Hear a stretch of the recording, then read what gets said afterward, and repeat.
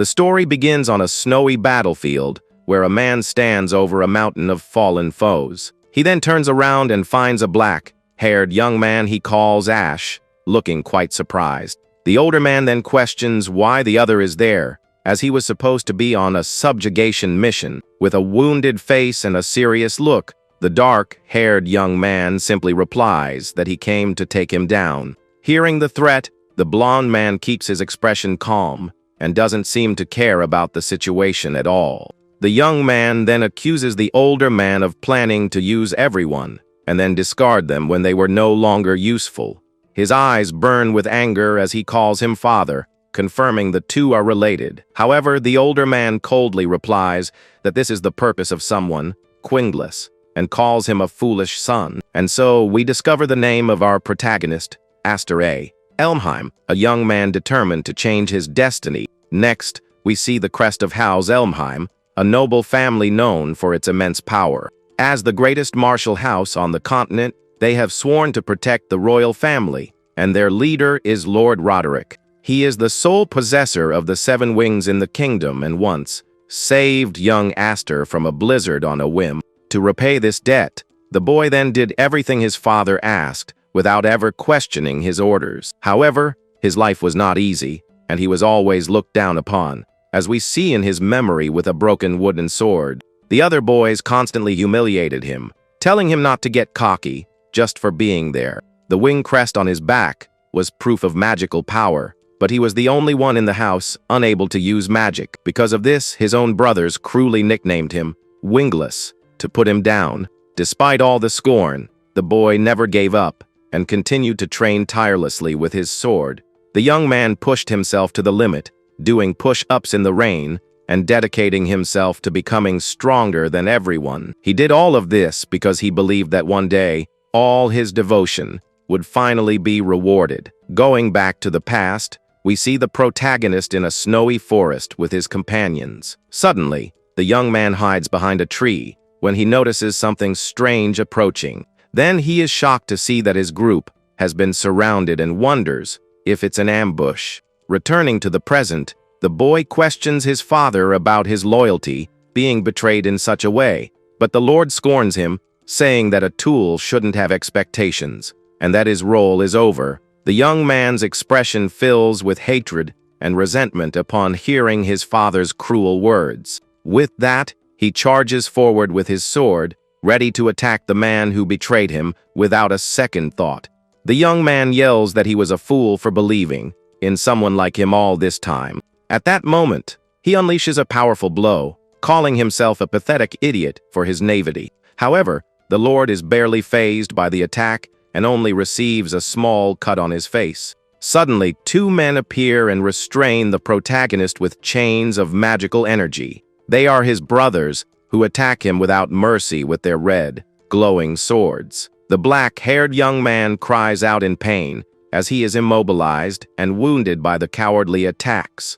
One of the brothers mocks him on the ground, saying that a wingless person will always be wingless. The 3 stand before the defeated young man, while one of them says that groveling suits him. Lying in the snow, he asks why his father took him in if he planned to discard him in the end. The Lord then kneels and tells the boy not to delude himself, as he was never of any use. He then grabs the young man's hair, forcing him to look up with a scornful gaze. The man reveals that he only needed the power of the 7 wings that dwelled within the boy.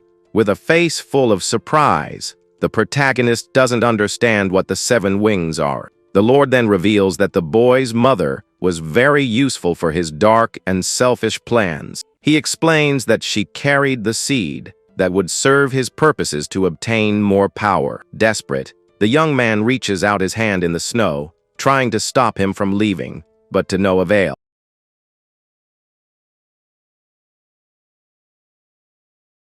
Filled with hatred, he screams in his thoughts, demanding that Roderick answer his questions.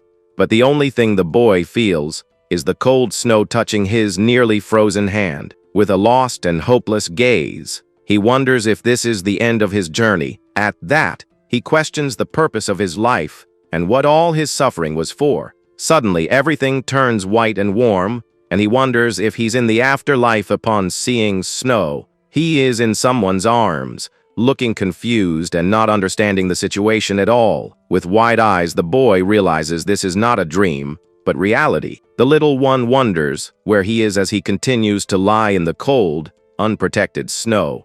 Then he looks at his small body and realizes that something is very strange about him. He lifts his little hand and questions if that body really belongs to him. The boy then understands that it's not just a small body, but the body of a baby. Looking at the woman holding him, he notices that she is lifeless in his arms. Suddenly, he hears voices and sees a golden glint in someone's eyes giving orders. Some men on horseback are desperately searching for the woman in the middle of the blizzard. The group's leader orders them to retrieve the baby she supposedly took for Roderick. Upon hearing the name, the baby is shocked and starts connecting the dots of what is happening. He understands that Roderick was looking for a baby, and that he is that baby. He questions if that baby floating in the air is really him. The boy remembers being found in a blizzard and understands that he has gone back to the past. Golden lights shine around him as his perception of reality completely changes. Finding it all ridiculous, he decides he needs to confirm the situation later. The little one knows that if he stays there, he will end up in the Duke's hands again. With determination, he begins to crawl away from the lifeless woman. A golden energy envelopes him, and he thinks that he needs to escape as quickly as possible. His small hand glows brightly as he pushes himself through the icy snow. Suddenly, he's out of breath and grunts in frustration for not being able to breathe properly. The effort makes his limbs feel like they're on fire, and he leaves a trail in the snow. Despite a life of groveling, the boy vows to himself that he will survive. An image of his tragic future appears in his mind, with his hand extended towards Roderick. With a look of pure rage, the little one vows that he will get his revenge on Roderick. Even as just a baby, he continues to crawl through the vast, cold whiteness. Exhausted, the boy finally passes out upon finding someone's feet in his path. A little white-haired girl calls out to her father upon finding the baby lying on the ground. Then a gray-haired man appears. He is the Viscount of House Highfried. He picks up the boy and wonders what a baby would be doing in a place like that. Cradled in the man's arms, the little one seems to finally find some peace. The Viscount's eyes widen in surprise, as he never expected to find a child there. Holding the little one in his arms, the Viscount is intrigued and wonders who this child could be.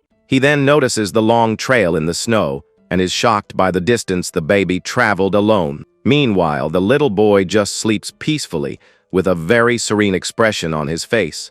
In a dark place, the boy wonders where he is as he sees the image of another child. At that, the red-haired baby seems to come to welcome him amidst several golden feathers in the air. Suddenly, he wakes up startled in a crib, thinking about not using something he saw in his dream. Then the little one sees 4 children staring at him, and one of them tells him not to be so naughty. Completely confused, the boy doesn't understand the situation at all, as he is surrounded by the other children. One of the girls holds him, but the black-haired boy struggles, trying to get free. With a leap, he manages to escape from her arms, leaving the other children quite surprised. Immediately, the boy starts crawling away with a desperate look on his face. One of the little girls is shocked by the little one's behavior and yells for him to stop, but he doesn't listen and continues his escape, wondering why he's being chased. Desperate, the protagonist extends his hand, and a golden energy begins to emanate from his body. His eyes glow intensely with the same golden color as his newly awakened magical aura. Suddenly, he starts to float and is shocked to realize that this is real magic. Surprised by his own power, the boy continues to float, not understanding what is happening. Then the magic fails, and he begins to fall at high speed with no control over the situation. With a face full of panic, the little one braces for impact as he continues his fall. Fortunately, the Viscount appears and catches him, finding the boy very mysterious. The protagonist's eyes widen in surprise as he recognizes the man who saved him. He then remembers that this is Highfried, the Viscount of Lodrick's domain, his father's land. Looking at the mansion, the boy wonders if this is another house of the Elmheim family. Then we see a portrait of Hyfrid Mu Elmheim, the head of the Viscount's family and a branch of the main house. He and his brother Logic were known as the Two Wings, and together they protected the royal family. But the boy remembers that the Viscount met his end in a civil war, along with his entire family. With this information, he finally confirms that he has truly gone back in time, and this is his second chance. However, he despairs at the thought that he fled the Duke's house, only to be caught by his brother. A woman holds him and wonders if the boy's magic went out of control and made him fly through the air. She then smiles gently at the little one, seeming happy to finally have him around. With a warm hug, the woman calms him down, saying he doesn't need to be afraid of anything anymore. The boy is speechless at the kind gesture of the woman, who continues to treat him with great love. Meanwhile, the Viscount observes the two with a calm and thoughtful expression on his face. At that, the older man extends his hand and states that this child possesses tremendous power. To prove his point, he lifts the baby's shirt, revealing a crest as proof of his words. Through the mirror's reflection, we see the man and woman shocked as they recognize the symbol of the 7 wings. The boy becomes desperate upon seeing the mark on his body and wonders why it is there. His eyes glow an intense gold as shock completely takes over his mind. He then remembers Roderick's words, who said he needed the power of the 7 wings that he possessed. A memory of his father holding him in a cold and calculating way flashes through his mind at that moment. The boy finally understands that he was taken in only to have his 7 wings taken in the future. Angrily, the boy questions how Roderick dares to call him wingless after taking his own. The woman is confused by the sudden change in the little one's expression in her arms.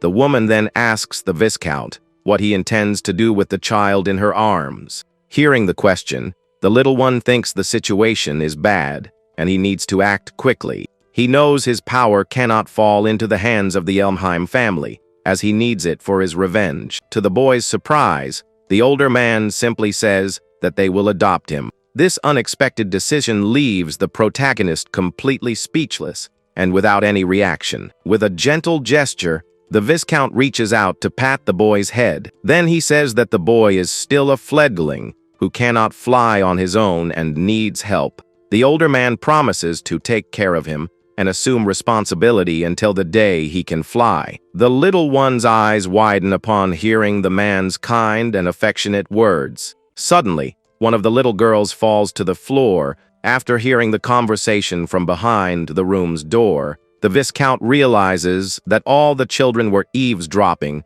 on the conversation the whole time. One of them then admits that they were worried about the new baby in the house. Gathered as a family, the children approach their mother, who is holding the newest family member. The woman smiles at the little one, while another of her daughters approaches, curious to see him. With a calm smile, the new mother looks at the baby in her arms with much love and affection. At that, she lifts him up and calls him Aster, the name of a new star that was born in their family. Then 10 years pass, and we see the grand mansion of the Viscount's family on a sunny day. Lord Hyfrid, now older, is greeted by one of his subordinates at the entrance of his home. In the reflection of a picture frame, we see a young man cleaning the glass with a cloth in his hand. Next, a grown-up and confident Aster steps out of a carriage with his sword at his waist. The young man helps a red-haired young woman out of the carriage, calling her sister Alphen. The young woman thanks him for the kind gesture, and we remember she was one of the babies who welcomed him. The two walk together with serious expressions, and he seems very focused on his goal. They are on their way to the Sword Dance Assembly, a very important event for the nobles. This annual event is organized by a ducal family and brings together all the noble martial arts houses. It's a place where each family showcases its strength and also tests its best swordsmen in combat. The two siblings then join a crowd of other young nobles awaiting the start of the event. People begin to gossip about the Viscount's family and the adopted boy of unknown origin.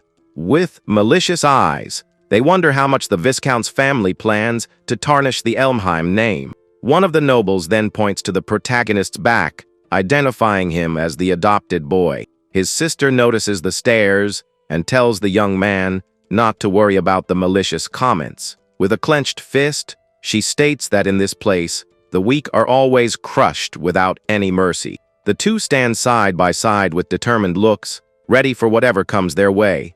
Their father then explains that this is the Viscount family's current, standing among the nobles. The Viscount continues, saying he wanted to show this harsh reality to his adopted son. With a serious look, the older man then asks if the young man is disappointed with the situation, but with a confident smile and shining eyes, the young man says he doesn't care about their coldness. The boy's father laughs, relieved by his son's answer, looking quite proud of him. In his past life, Astor's social debut was marked by a humiliating defeat in an arena. That place held bitter memories, but now with his 7 wings back, everything would be different.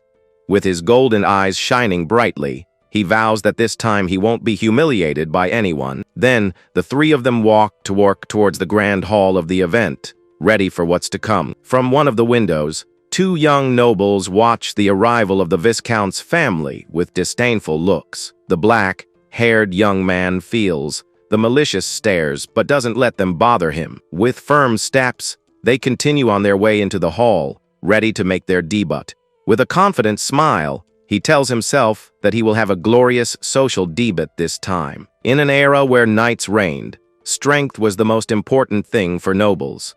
At that, we see a light-haired young man fighting with his sword during one of the event's duels. For nobles, power was measured by their mastery with the sword and their skill in combat. The fights in the arena were considered the pinnacle of swordsmanship and a test for the best warriors. Majesty in combat was a noble's way of showing their renown and their family's power. As the two fight in the arena, the crowd watches every move with great attention. Suddenly, the 2 swordsmen charge at each other in a swift and decisive attack, but the absolute symbol of power and majesty was the medal, something that few truly possessed.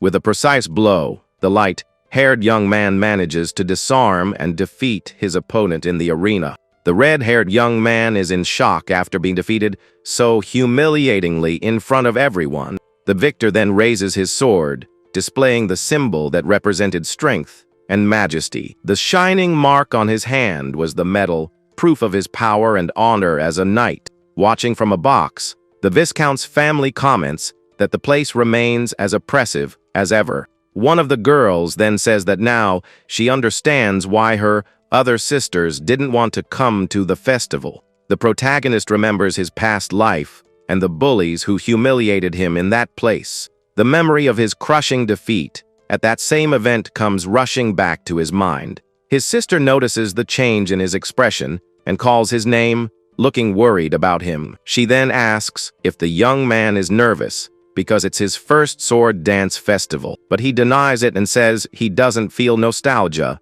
but rather finds it all detestable. The red-haired girl is completely confused by her brother's unexpected response. The Viscount then says he needs to go to a meeting and asks his son to look after his sister. The girl complains, saying she's older, but the young man teases her, saying she's clumsy. The older man then advises the young man to use the time to make new connections with others, but before leaving, he warns him to make sure no one finds out about the 7 wings. After his father leaves, the boy thinks that hiding his power will be easier said than done. Suddenly, he feels the hostile stares of all the other nobles in the hall directed at him. With a sigh, the protagonist thinks about how difficult it is to socialize in such a hostile atmosphere. Despite the hostility, a look of determination appears in his bright, golden eyes. His sister sees him walking away and asks where he's going in such a hurry.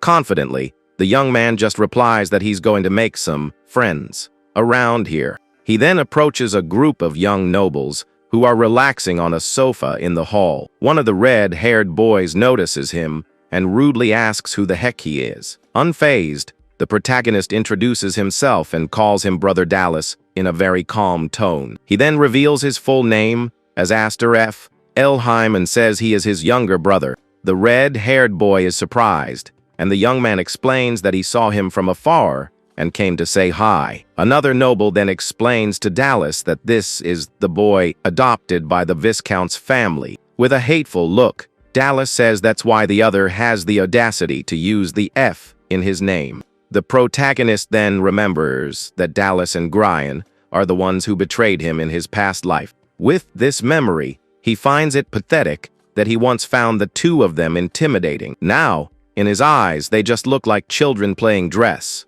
up on a brightly lit stage. His sister then calls his name, trying to pull him out of his dark and heavy thoughts.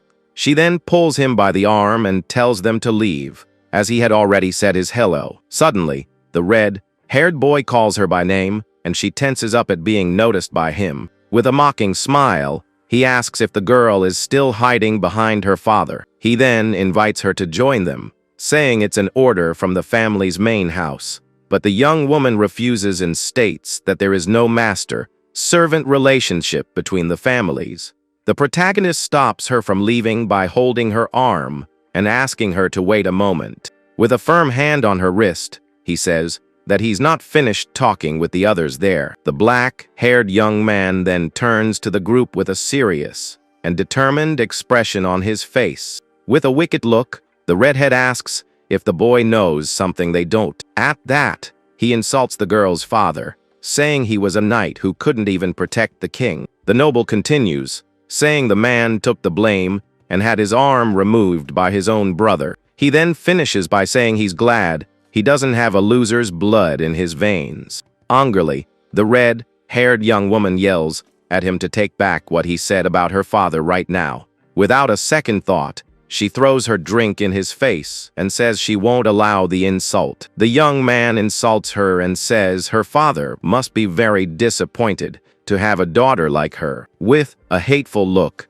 he warns her that this isn't a ballroom and she should behave herself. The noble humiliates her and tells her to wear rags next time so she won't mind getting wet. Suddenly, the protagonist approaches and says he was worried before arriving at the venue. He then reveals that he was afraid he wouldn't feel any anger even after seeing their faces again. With a determined look, he then coldly grabs a bottle from one of the nobles beside him. He looks at his sister and says that it's actually a relief to be there again to face them. At that, the young man tosses the bottle into the air and gets Dallas's attention with a provocative tone. The red-haired noble barely has time to react as the bottle falls quickly towards him. But with a swift move, he cuts the bottle in mid-air and says it's good to see them again.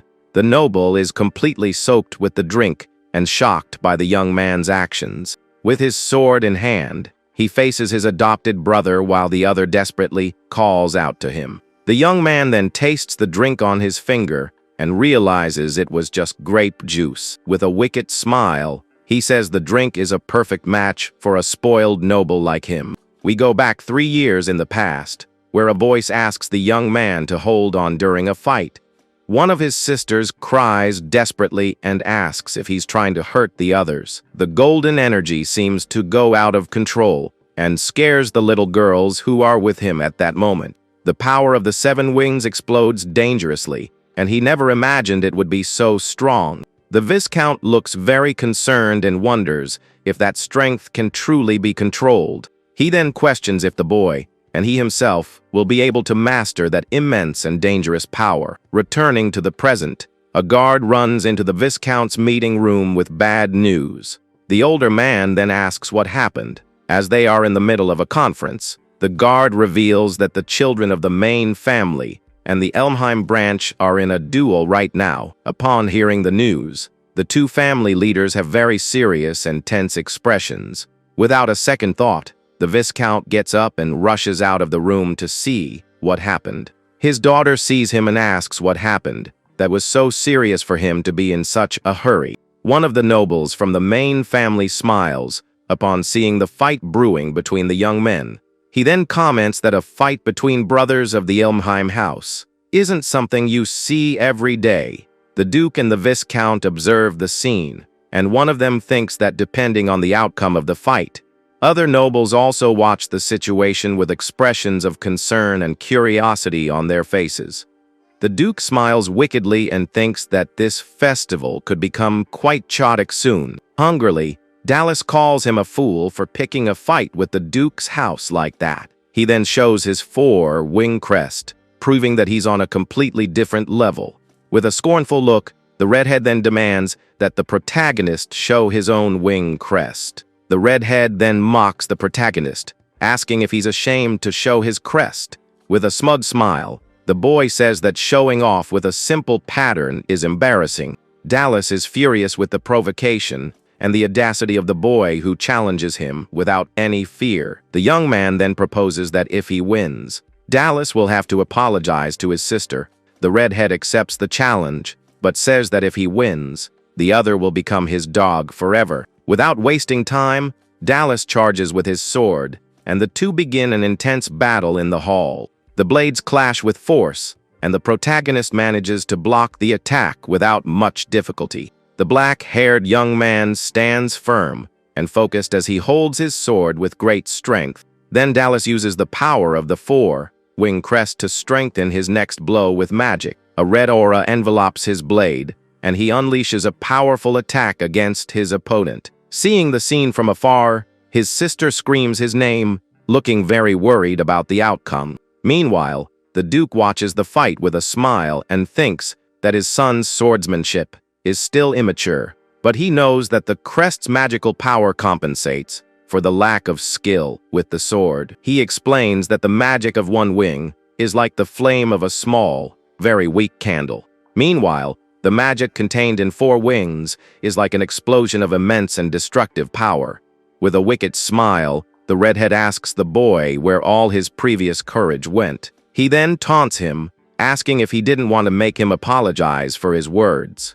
Angrily, Dallas demands that the protagonist show his power and stop hiding on the defensive. The redhead then prepares a final blow with both hands to end the fight once and for all. One of the nobles smiles with satisfaction and says the match is already decided with that attack. A golden aura envelopes the protagonist's sword as he prepares for the final counterattack. With a swift move, he blocks Dallas's blow, and the two energies clash with force. The redhead is completely shocked, as he didn't expect his attack to be stopped so easily. With a confident smile, the black-haired young man tells the other that he talks too much. He then counterattacks with a kick and sends the noble flying with a single, precise blow.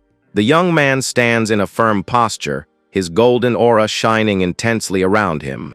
He thinks that he waited 10 years to learn magic in the Viscount's house, just to get revenge. His eyes shine with determination as he prepares to continue the fight against Dallas. Without hesitation, the young man advances with a series of quick and powerful blows against his opponent. The redhead is unable to defend himself and ends up on his knees, completely overwhelmed. Another brother watches the scene, shocked, not believing that Dallas is being pushed back like that. At that, a green and yellow energy pushes the noble back with overwhelming force. Desperate, he yells that he is a 4-wing and cannot be defeated by someone like Aster. But the protagonist faces him with a cold stare, not caring about the other's power. He then unleashes another powerful blow that rushes towards the red-haired noble. The other nobles are surprised and wonder if the boy is really going to win the fight like that. Everyone is shocked and comments that there are still monsters like him in the Elheim family. With a focused look, the young man continues his attack without giving the other a chance to breathe. The Viscount watches the scene worriedly beside his daughter and says the situation is bad. With a face full of anger, Dallas tries to resist his opponent's overwhelming power. At that, a memory of the Viscount being gravely wounded by his brother flashes through the boy's mind. The man was laughing maniacally while his relative fell defeated, unable to do anything. With eyes glowing with rage, the protagonist releases an even more powerful golden aura. Desperate, Dallas screams for him to stop, but the young man's fury seems to have gone out of control. Seeing the scene, his family in the box shouts his name, trying to stop him from going too far. A large explosion of energy throws the red-haired noble back with great force. The Duke just watches the scene with his arms crossed, seeming not to care about his son. The protagonist then stops his attack and thrusts his sword into the ground right in front of his opponent. Lying on the ground, Dallas is terrified, and the young man tells him to come in rags next time. With a cold and superior look, the young man calls him cousin, showing all his contempt for him. He then turns and looks at his family in the box, who are watching him with astonishment. The young man declares that he is no longer the wingless Ash, showing that his old weakness is gone. With a confident smile, he thinks that realizing this has finally cleared his mind completely. Suddenly, the young man's eyes glow with a reddish hue as he senses a malevolent presence. He looks to the top of the stairs and sees a sinister figure with a dark, red aura. The protagonist is in shock as he realizes who the owner of that overwhelming and malevolent power is. The man stares down at the boy with a look of pure malice and contempt on his face. With a cold sweat on his face, the young man can't believe he's seeing his former father there in front of him. The nobles can't believe that the Viscount's youngest son defeated the main family's third son, but the Lord's arrival puts everyone in a bad situation, as he won't stay quiet about the humiliation. The protagonist feels the intimidating presence and turns to face the approaching man. Lying on the ground, Dallas laughs maniacally upon seeing that his father has finally arrived to save him. The young man then comes face to face with the leader of the Elheim family, the powerful Lord Roderick. The older man stares at him with a serious and furious look, seeming not at all happy with the situation. With a face full of hatred, the young man remembers the name of the one who betrayed him in his past life. The redhead then crawls to his father and grabs his leg, desperately asking for help. With tears in his eyes, Dallas calls him father, hoping he will defend him from the protagonist. He then points at the young man and accuses him of being the bastard who dared to challenge the family. The noble then begs his father to use his power and put the young man in his place. Suddenly, the Lord crushes his own son's hand on the floor with brutal and cold force. Dallas screams in pain and is shocked by the unexpected action of his father, who punished him without mercy. The other nobles are horrified by the scene and don't understand the man's cruelty towards his son. Even Dallas's brother is speechless upon seeing the redhead's hand being crushed like that. The Lord then humiliates him, asking why he's crying after dragging the family's name through the mud. Seeing the scene, the Viscount yells for his brother to stop the cruelty and not harm the boy. But he ignores him and tells the redhead that he has no right to hold a sword. A tense silence fills the hall as everyone watches the scene, shocked and speechless. The two brothers then face each other with looks full of hatred, ready for a direct confrontation. The black-haired young man steps forward and points his sword at the Lord, questioning him. He then says that his cousin has not yet apologized to Sister Alphen as promised. With a defiant look, the young man asks his uncle to wait on the punishment until after the apology. The older man scorns him and asks if he thinks he's an Elmheim just for being an orphan. But the boy replies that he is the Viscount's son and learned the pride of a knight from him. The Lord doesn't seem to care about the answer and just looks at his family in the box. He then accuses the young man of tarnishing the main family's reputation with his attitude. The Duke observes the scene and understands that the situation is much more serious than it seems. Another noble comments that this can't be resolved as a simple children's squabble. A light-haired young man smiles wickedly, seeming to enjoy all the chaos. One of the men then remembers that the boy's father gave an arm as the price for his disloyalty. The Lord then questions the young man about what he is prepared to sacrifice for his audacity. With all due respect, the young man prepares to give his answer without any fear in his eyes.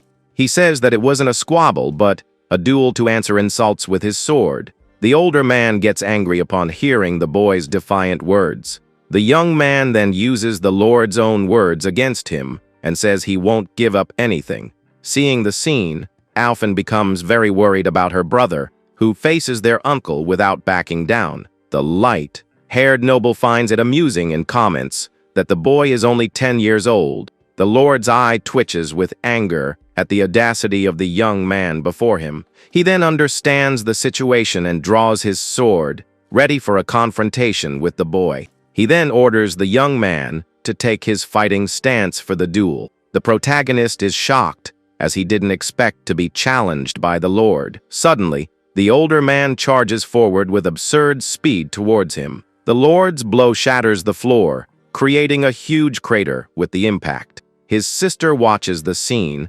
terrified and unable to do anything to help. Desperate, the Viscount shouts his brother's name to try to stop him. At that, the boy's adoptive father jumps in to block the Lord's attack. The two swords clash with tremendous force in the middle of the hall. The two brothers then begin an intense and spark-filled battle. After the clash, the Viscount runs to see if his son is okay. Suddenly, a pillar of ice erupts from the floor, separating the two sides. The older man is confused and doesn't understand what just happened. Wounded, the protagonist gets up with difficulty but remains standing. His face is injured, but his eyes burn with pure determination. The Lord just watches the scene from afar with a look of contempt. He then turns and starts to walk out of the main hall. The Viscount rushes and catches the young man before he collapses to the floor. Exhausted, the older man calls his name, looking very concerned. With an injured face,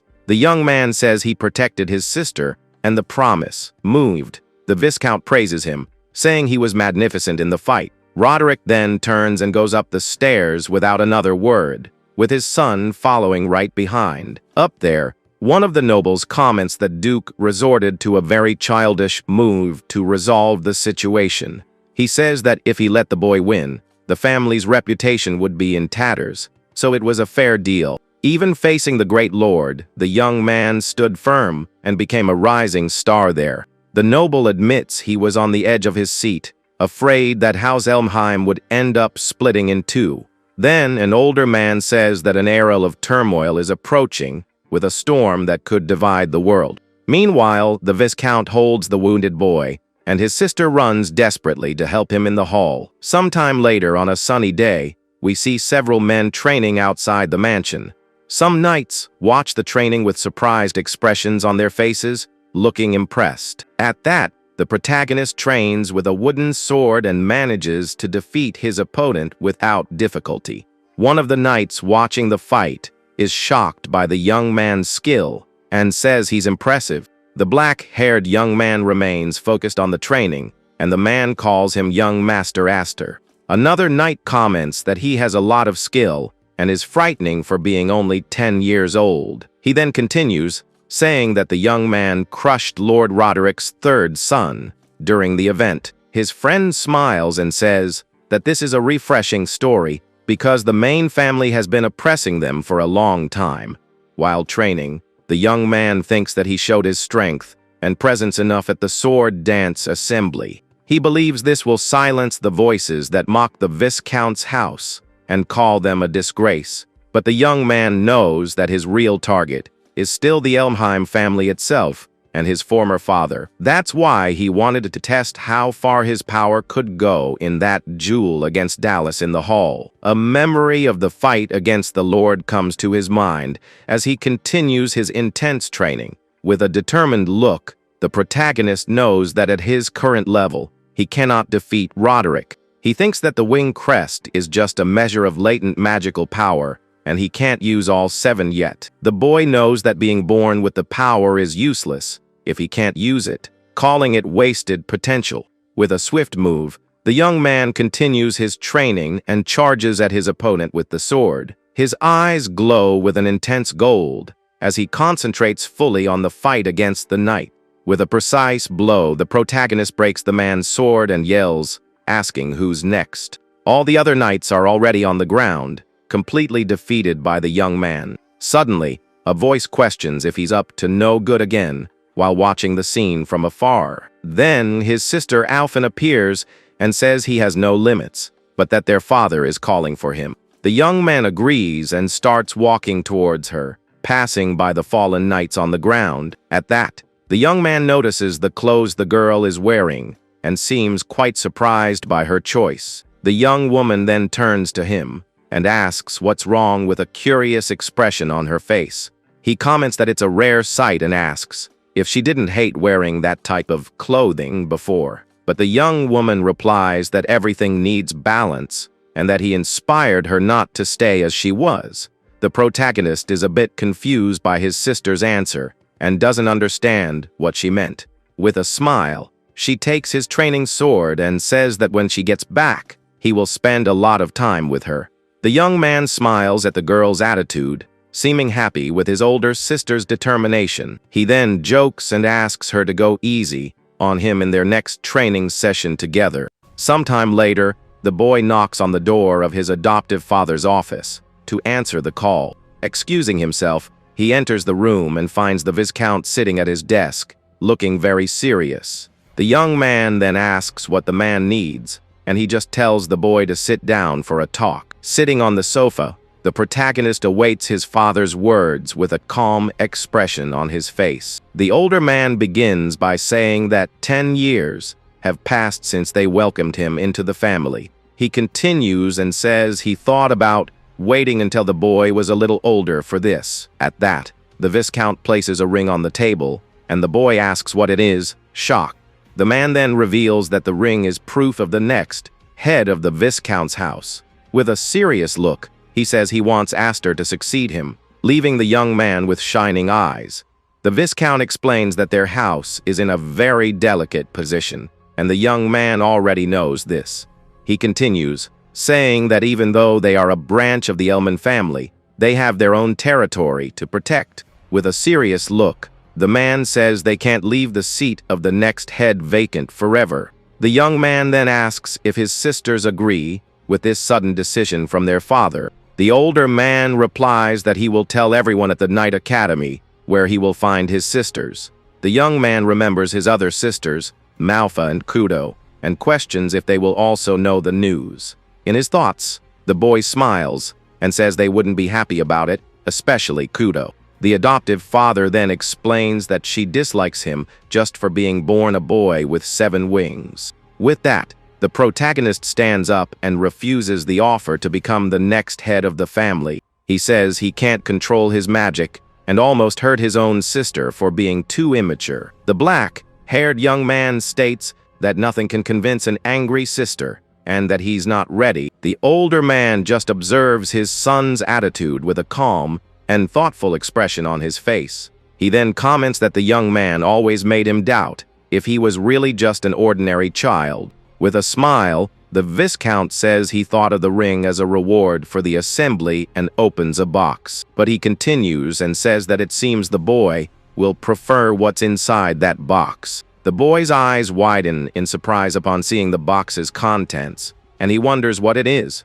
The older man then reveals that it is the magic sword Graham, a treasure of his family. This is the devouring magic blade, the only weapon capable of controlling the power of the 7 wings. The Viscount then takes the young man to a forest and says that this place should work for what he plans. The young man asks why they didn't go to the training hall, and the older man says it's a precaution. He then remembers that his adopted son has a habit of breaking things during his training. The man explains that the sword Graham is a famous blade passed down only to the eldest son of the family. With an intense glow, the sword seems to be activated in the older man's hands with immense power. The protagonist is completely shocked upon seeing the scene, not understanding what is happening. The boy then notices that the weapon has no blade and wonders if it's really a sword. But his adoptive father infuses it with magical power, and a blade of red energy emerges from the hilt. He then explains that the weapon is a blade of potential, completed by the power of its wielder. At that, a powerful attack of red energy surges forward, destroying everything in its path in the forest. The blow is so strong that it creates a vortex of air and dust, showing the immense power of the magic sword. The man warns that with mediocre power, the user can be drained by the blade, and that it has a history. With a serious look, he then offers the sword to the young man and asks if he wants to try using it. Without thinking, the young man grabs the sword's hilt with both hands, ready to test his own power. A golden aura envelopes him as he concentrates his mana into the weapon to create his own blade. The golden energy then explodes with immense force, and the boy seems to struggle to control it. He then realizes that his mana is flowing into the sword on its own, without his command. Suddenly, A huge beam of light shoots up into the sky, and one of the knights in the courtyard notices the flash. One of them asks if a comet fell, but his friend says it was the opposite, and something flew into the sky. His sister also observes the scene, and one of the men asks the other what he means by that. His sister then looks at the sky and says that it is definitely the protagonist's work. At that, the young man holds the sword with a smile and says that it is extraordinary, but his adoptive father corrects him, saying that it's not the sword that is extraordinary. He then points to the sky and states that the boy's power is what's impressive. The man explains that there has never been anyone with the 7 wings crest in the entire lineage. He believes that when the young man masters his power, he will surpass even Lord Roderick. At that, the Viscount thinks that his adopted son will be stronger than both him and his brother. However, he warns that such great power always ends up generating a lot of conflict. The man continues and says that if they find out the boy has 7 wings, it will be a problem. He then explains that everyone would be envious or even resentful of the young man. He warns that some will exploit him and others will try to eliminate him for being a threat, so that the young man doesn't regret being weak. The man extends his hand to him. With a serious look, he asks the young man to get strong while he can still train. The protagonist shakes his hand and vows that he will no longer live a miserable life. With determination, he thanks his father and promises to master the 7 wings and the sword.